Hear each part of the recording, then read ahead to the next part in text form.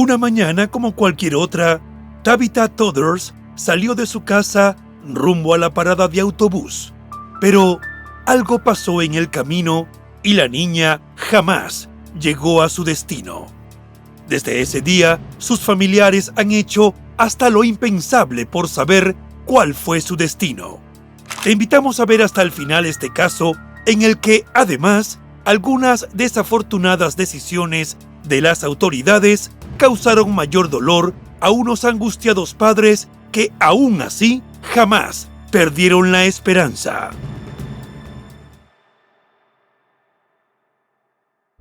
Los criminólogos dicen que no existe el crimen perfecto. Lo que existe es el crimen mal investigado. Siempre, en cualquier investigación, aparece una pista clave que lleva hacia el asesino. Encontrémosla juntos, repasando este caso abierto. Hola a todos, mi nombre es León, y en cada video repasaremos todos los detalles de los más terribles casos criminales. Antes de empezar, no te olvides de suscribirte y dejar tu me gusta para que puedas seguir trayéndote el mejor contenido de investigación. Recuerda también activar la campanita, ya que estaré subiendo videos 3 veces a la semana. Empecemos. El caso de Tabitha Todders.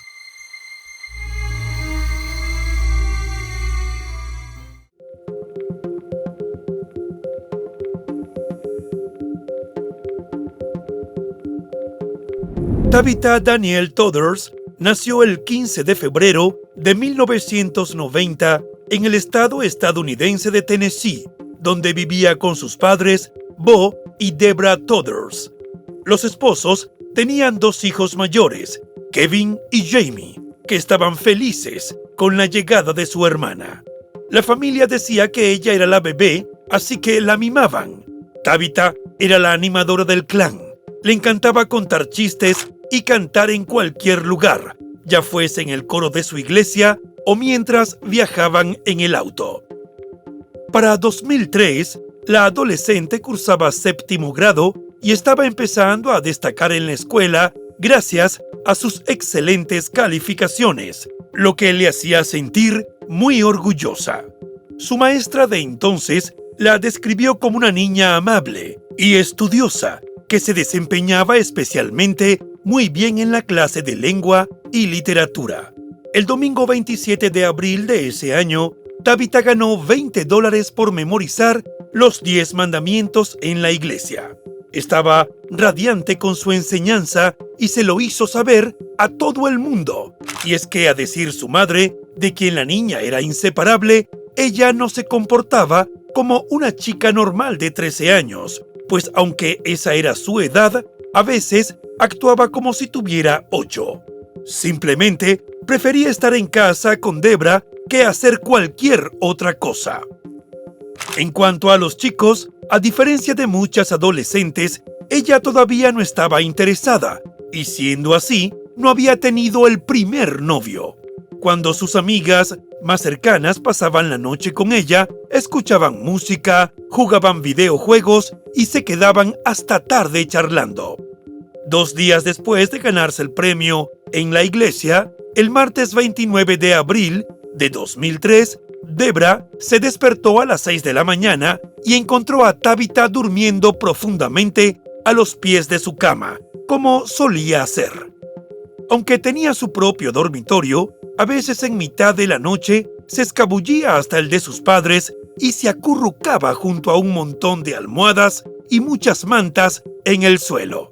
Incapaces de explicar exactamente por qué entraba en su habitación por la noche, sus padres asumieron que si eso hacía que su pequeña se sintiera segura, no había nada de qué preocuparse. Ese martes, mientras su marido aún dormía, Debra se vistió, desayunó algo ligero y se marchó para su trabajo como cocinera de la cafetería de una escuela primaria muy cercana. El padre de Tabitha la despertó un poco más tarde. Antes, de dirigirse a su empleo como conductor de camión de corta distancia. La chica aún estaba adormilada cuando él se marchó, no sin antes decirle que la amaba. Una vez que Bo se fue, Tabitha tuvo que prepararse para ir a la escuela como de costumbre, pero no estaba sola en casa. Esa mañana también estaba su hermana mayor, Jamie, y sus 2 hijos pequeños, que en ese momento residían temporalmente en la pequeña vivienda. Se estima que Tabitha salió en algún momento entre las 7:30 y las 8 de la mañana para abordar el autobús a la escuela secundaria, ubicada a escasos 3 kilómetros de distancia. Habitualmente tomaba el autobús escolar en una de las 2 paradas que había a pocas manzanas de su casa, pero esa mañana, en lugar de subirse al autobús, Tabitha desapareció en el aire, en algún punto de su ruta. La mayoría de las tardes, la jovencita llegaba alrededor de las 4 y entraba corriendo por la puerta principal, ansiosa por contarle a su madre cómo había sido su día. Pero ese martes de la primavera de 2003, los minutos fueron pasando sin señales de ella.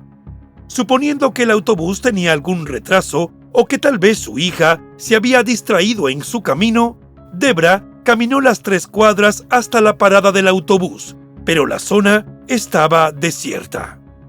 Creyendo entonces que la chica quizás había perdido el autobús, la madre condujo hasta la escuela, pero a esa hora ya el edificio de ladrillos rojos se encontraba cerrado, de modo que al no poder dar con nadie a quien preguntarle sobre el paradero de Tabitha, volvió a casa y esperó ansiosamente a que ella entrara corriendo con una explicación.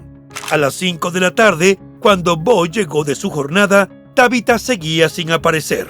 Entonces, el matrimonio regresó a la enorme escuela y golpeó las puertas de metal hasta que finalmente un conserje les abrió y los dejó entrar. Mientras vagaban frenéticamente por los pasillos, los Todders localizaron a una maestra y al preguntarle si había visto a Tabitha, ella les dijo que ese día la chica no había ido a la escuela. Tanto Debra como Bo sintieron un vuelco en el corazón y el pánico se apoderó de ellos, porque estaban seguros de que su hija nunca faltaría a la escuela y sin duda nunca se escaparía. Pero tener esa certeza también implicaba un escenario terrible, porque solo podían pensar que alguien se la había llevado contra su voluntad. Ansiosos por conseguir ayuda, corrieron a casa para llamar al 911 y pronto se encontraron con la primera dificultad. En vista de que los funcionarios de la secundaria no llamaron para informarles de la ausencia de su hija, para entonces habían transcurrido más de 10 horas desde la última vez que la vieron y eso dejaba a los oficiales de policía en desventaja, según les advirtieron. Casi 45 minutos después de recibir la llamada, la policía fue al domicilio para entrevistar a los angustiados padres y completar un informe de persona desaparecida. Y ya desde ese momento, el matrimonio insistió en que su hija no era una fugitiva. De hecho, en sus propias palabras, jamás fue una niña rebelde e incluso tenía miedo de meterse en problemas. Por su parte, Jamie comentó que cuando su hermana se fue a la escuela, ella y sus hijos todavía dormían, de modo que nunca habló con Tabitha esa mañana. Como los agentes necesitaban saber qué llevaba puesto ese día, Jamie revisó sus pertenencias para ver qué faltaba. Creía que Tabitha llevaba una camiseta azul, jeans y zapatos deportivos blancos. Tras una breve inspección a la vivienda, la policía descubrió que la jovencita había dejado maquillaje, la llave de la casa y $20, los mismos que había ganado en la iglesia. Antes de marcharse, los oficiales recogieron su cepillo para el cabello y su cepillo de dientes, con la esperanza de obtener algo de su ADN. En menos de 2 horas, los investigadores ya estaban recorriendo todo el vecindario, inspeccionando los mercados locales y revisando edificios vacíos. Más de 15 agentes siguieron buscando a la chica durante la noche, pero debido al mal tiempo, la policía no pudo utilizar un helicóptero.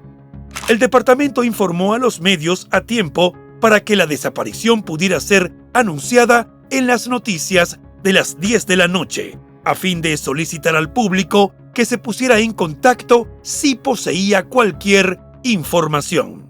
Sin embargo, la policía no emitió una alerta Amber, un sistema de transmisión utilizado para notificar a la ciudadanía y a otras agencias de seguridad sobre niños desaparecidos. 2 días después, los investigadores volvieron a la casa de los Todders para realizar una búsqueda más exhaustiva en el dormitorio de Tabitha. Encontraron una nota con sus iniciales, TDT, así como las iniciales MTL, que más tarde descubrieron que podrían haber pertenecido al hijo de 18 años de unos amigos de la familia Todders. Pero aunque el joven fue interrogado, casi enseguida quedó descartado como sospechoso.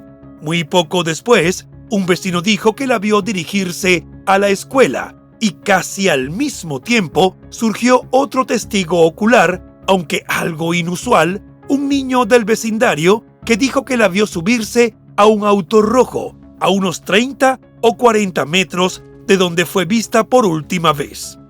El niño afirmó que Tabitha estaba bajando la colina cuando el vehículo se detuvo a su lado y luego se marchó por el mismo camino por el que había entrado con Tabitha dentro. Por último, describió al conductor como un hombre de piel oscura que llevaba una gorra de béisbol. De cualquier modo, ni los padres ni los amigos de la jovencita creían posible que se hubiese subido al auto de un desconocido.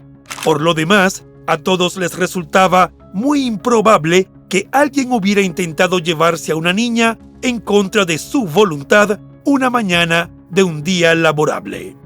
Eso dejaba solo una posibilidad. Tabitha fue recogida por alguien en quien ella creía que podía confiar. Por supuesto, eso podría aplicarse a muchas personas, desde un profesor sustituto hasta un amigo de un amigo. Aunque por la edad del testigo, la policía dudaba de su credibilidad. Se hizo una búsqueda en la zona con perros adiestrados que recorrieron exactamente el mismo camino que habría recorrido Tabitha. Pero muy poco después, entre las 2 paradas de autobús, los perros perdieron el rastro. Ese hecho le dio más importancia al testimonio del niño. Hubo otros testigos que dijeron que habían visto a la chica con el detalle de que, según ellos, llevaba algo en la mano. Bo y Debra creían que podía tratarse de su boletín de notas, recibido el día anterior y del que estaba muy orgullosa. 3 días después, la policía le hizo una prueba con el detector de mentiras a Jamie y, por extraño que parezca, no la pasó. Aún así, poco después, pasó una segunda prueba.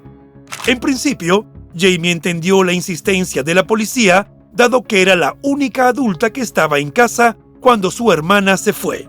Posteriormente, también se investigó a Kevin, que entonces no vivía en Nashville, pero la gestión resultó en vano.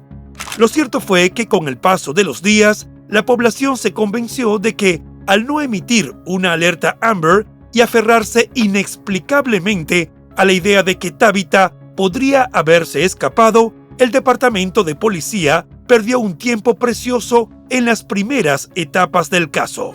Como resultado, las críticas contra las fuerzas del orden no se hicieron esperar, pero aún así, el departamento defendió la decisión, alegando que la desaparición de Tabitha no cumplía los criterios necesarios para desplegar dicha alerta. Es decir, no había ninguna prueba física de una posible privación ilegítima de la libertad. Sin embargo, otras conductas de los funcionarios no hicieron más que incrementar el descontento de la ciudadanía, pues al margen de los primeros esfuerzos de la policía por dar con su paradero, algunos agentes dejaron en claro a los periodistas que creían que Tabitha era una adolescente problemática que se había ido de casa por voluntad propia.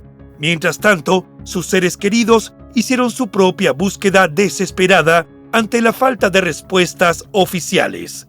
A ellos se sumó un circuito de voluntarios llamado Equipo Tabitha, el cual peinó los callejones, las casas abandonadas y los parques del este de Nashville, en busca de cualquier señal de la niña desaparecida. Llamaron puerta tras puerta preguntando si alguien la había visto, rezando para que el vecino más cercano tuviera el tipo de pista que pudiera desvelar el misterio. Por supuesto, colgaron carteles con su foto en las tiendas de las esquinas, en las gasolineras y en los postes de teléfono, cubriendo varios kilómetros en cada dirección. Además, gracias a la iniciativa de un grupo de vecinos, noche tras noche había un flujo constante de amigos y familiares visitando la casa de los Todders para llevar comidas calientes y un poco de consuelo, un gesto que se prolongó durante más tiempo del que esperaban. A mediados de julio, más de 2 largos meses después de su desaparición, la policía finalmente se embarcó en una búsqueda más amplia y sistemática de Tabitha. Incluso establecieron un centro de mando en un estadio de usos múltiples ubicado en la ciudad de Nashville. Durante esos días, con la ayuda de perros adiestrados, los agentes registraron cuidadosamente las calles residenciales una por una. Antes de terminar el mes, llevaron a cabo otra búsqueda, igualmente exhaustiva, en un inmenso predio natural de la ciudad, el Parque Shelby, pero no descubrieron nuevas pruebas. En lugar de reconocer los errores cometidos en la investigación, la entonces jefa de la Policía Metropolitana eludió su responsabilidad y, por increíble que parezca, llegó a culpar a los Todders por la falta de avances. No hace falta decir que su mandato duró muy poco y posteriormente la fuerza nombró a un nuevo jefe. Al mes siguiente llegaron noticias desoladoras del vecino estado de Alabama, donde una niña de 11 años, llamada Haven Ross, había desaparecido también en horas de la mañana de camino a la escuela. Debido a la similitud de las circunstancias, las autoridades creyeron que su caso podría estar relacionado con el de Tabitha.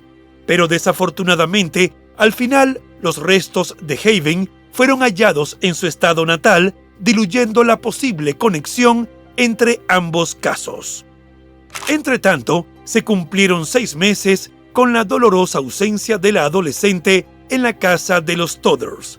Para ese momento, Jamie compartió su dolor en una nota desgarradora en un sitio de mensajes de internet, diciendo que, a pesar de sus frecuentes peleas, quería mucho a Tabitha y rezaba por poder abrazarla de nuevo algún día.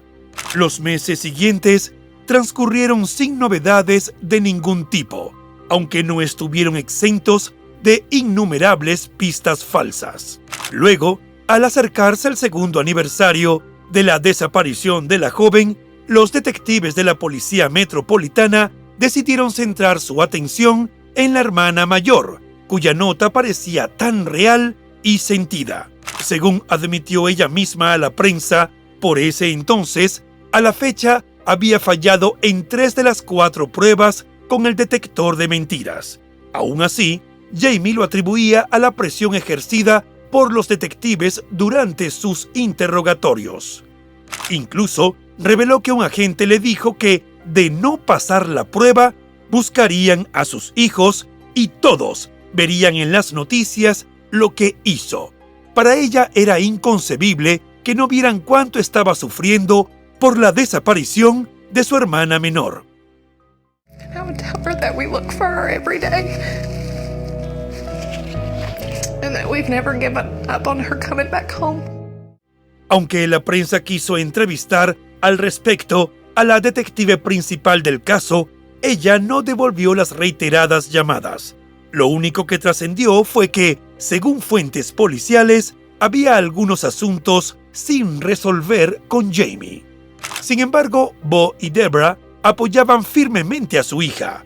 Para ellos, el interés de los detectives en Jamie era una muestra más de las muchas deficiencias del departamento de policía. Asimismo, acusaron a la fuerza de haber interrumpido el contacto con ellos, dejándolos a la deriva y no conformes con eso, como si no llevaran ya suficiente tiempo viviendo una pesadilla, los hacían soportar una carga adicional de intentar consolar a su hija mayor. Lo cierto fue que la relación de Jamie con Tabitha despertó ciertas sospechas en la policía, empezando porque, si bien Jamie era casi 8 años mayor, las dos se peleaban constantemente. Los amigos de Tabitha dijeron que a ella no siempre le gustaba cuidar a sus dos sobrinos, lo que podría representar uno de los motivos de los constantes desacuerdos. Por su parte, Debra insistió en que la policía se equivocaba al creer que sus hijas tenían una relación amarga, pues como es bien sabido, todos los hermanos discuten. Y ni siquiera ese hecho borraba cuánto se amaban. A decir de algunos expertos que fueron consultados en ese momento, las pruebas del detector de mentiras tienen una precisión de hasta el 90%, aunque no son admisibles en los tribunales. Además, mientras para algunos detectives de la policía dichas pruebas son herramientas valiosas, otros no les dan mucha importancia, a menos que un posible sospechoso se niegue a realizarlas. Sin embargo, ese no fue el caso aquí, pues las personas cercanas a la investigación dijeron que Jamie cooperó plenamente con la policía y nunca se negó a someterse a una prueba de ese tipo. Además, no contrató a un abogado para defenderse y, salvo las mencionadas pruebas fallidas, no existía nada que pusiera en duda su inocencia. En opinión de Jamie, la policía no parecía tener una teoría coherente sobre lo que le pasó a Tabitha. Así, según comentó a la prensa, los agentes le sugirieron que ella podría haber encubierto a alguien o incluso le dijeron que confesara que había hablado con su hermana después de su desaparición. La idea tras esas afirmaciones era que supuestamente la hija mayor de los Todders sabía de un posible novio, o al menos estaba al tanto de que la adolescente llamó a alguien para que la recogiera en la parada del autobús. Tras considerar que todos esos argumentos eran descabellados, la atención que el departamento de policía puso en Jamie solo sirvió para aumentar la desconfianza de la familia Todders hacia las autoridades. Y esa desconfianza no hizo más que aumentar cuando empezaron a surgir oscuros secretos del vecindario que dejaron al descubierto un elenco de personajes turbios que podrían haber hecho daño a una joven como Tabitha. Entre ellos estaba un hombre llamado Timothy Oldham, quien vivía a pocas casas y fue arrestado después de que su propio hijo supuestamente lo sorprendiera cometiendo un forzamiento contra una menor. La esposa también fue acusada de participar en el delito, supuestamente presionando a la joven para que se quitara la ropa. Según se informó, la policía habló del caso de Tabitha con la pareja, aunque en opinión de muchos nunca fueron investigados con la seriedad del caso.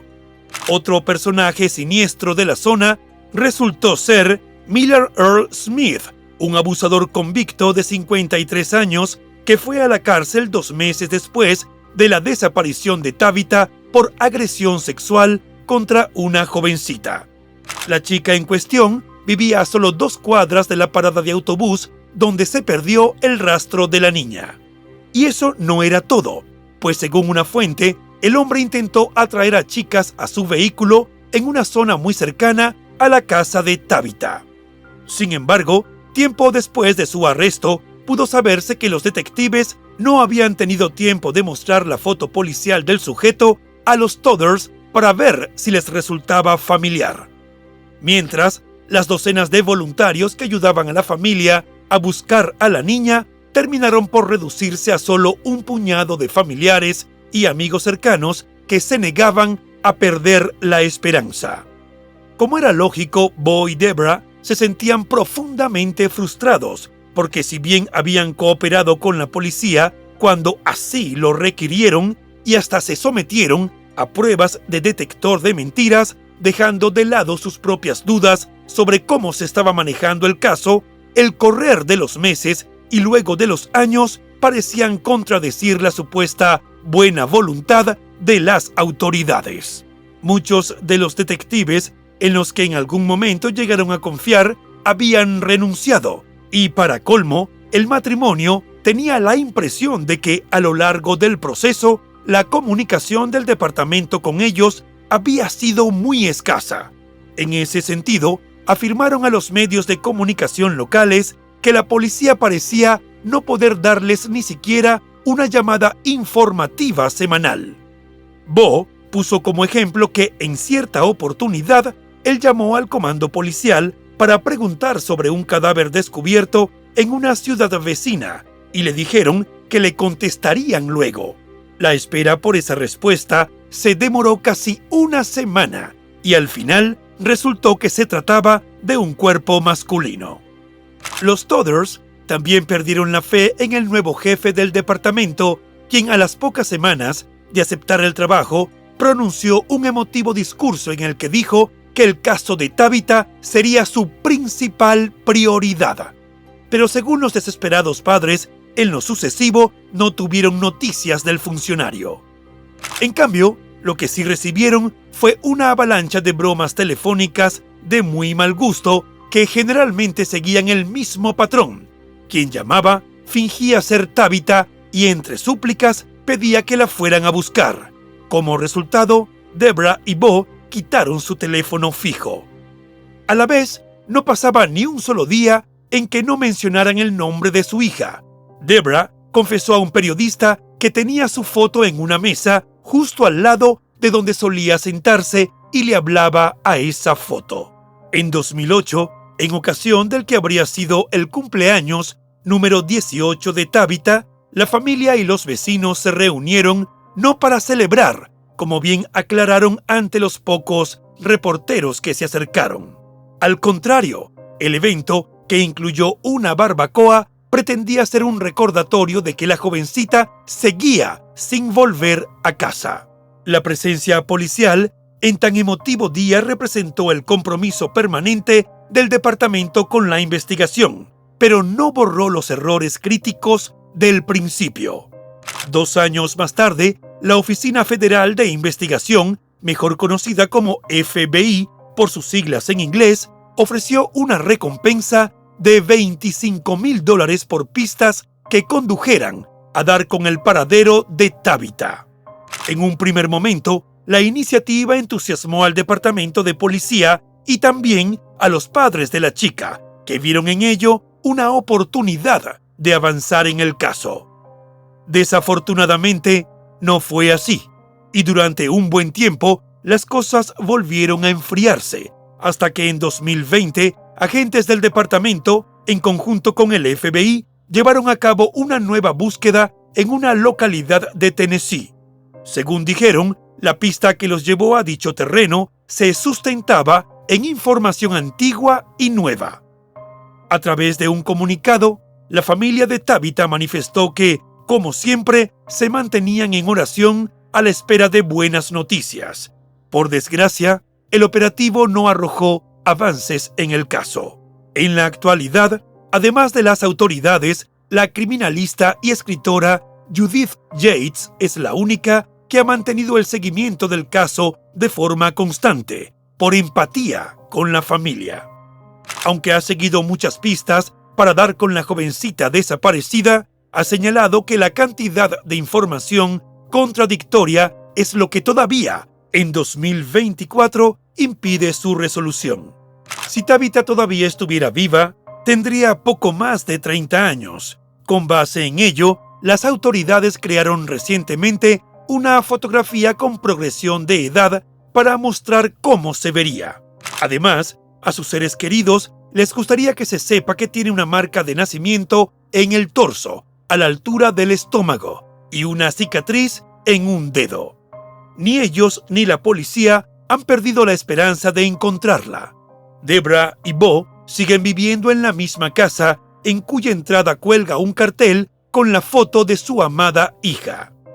Es como si en el hogar el tiempo se hubiera detenido, puesto que la habitación de Tabitha aún permanece igual que en 2003.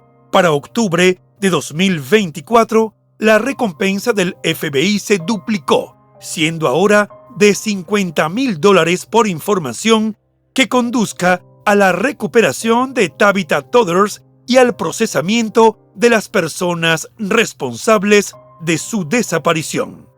Ahora que conoces toda la información sobre este terrible y doloroso caso, ¿crees que alguna vez se sabrá qué ocurrió? Escríbenos tu opinión en los comentarios.